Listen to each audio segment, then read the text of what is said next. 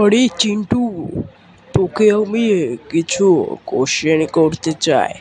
তুই কি আমার কোশ্চেনের উত্তর দিতে রাজি আছিস? হ্যাঁ স্যার, আপনি কি কোশ্চেন করবেন সেটি করতে পারেন। আমি তো ইন্টেলিজেন্ট ছাত্র, আমি কিভাবে কোশ্চেনের উত্তর দিতে পারবো না। আচ্ছা চিন্টু, আমি তোকে কোশ্চেন করা শুরু করলাম। স্যার, জি স্যার, আপনি কোশ্চেন করা শুরু করতে পারেন। আচ্ছা, তুই বল দেখি, একটি হাতিকে তুই কিভাবে ফ্রিজে রাখবি? আরে স্যার, এটি তো একদম সহজ একটি কোশ্চেন। আমি এটি এক চুটকিতে বলে দিতে পারবো। প্রথমে আমরা ফ্রিজের দরজাটিকে খুলবো, তারপরে হাতিটিকে ঢুকিয়ে ফ্রিজের দরজাটিকে লাগিয়ে দেব।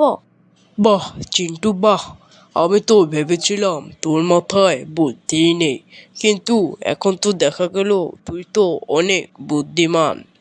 বাহ বাহ বাহ।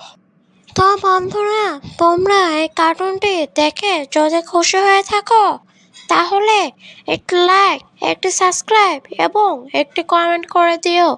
তোমাদের এই লাইক আমাকে কার্টুন বানাতে মোটিভেট দেয়, তাই আমি তোমাদের জন্য প্রতিদিন কষ্ট করে কার্টুন বানাবো। হ্যাঁ বন্ধুরা, চিন্টু যা বলেছে একদম সত্যি কথাই বলেছে।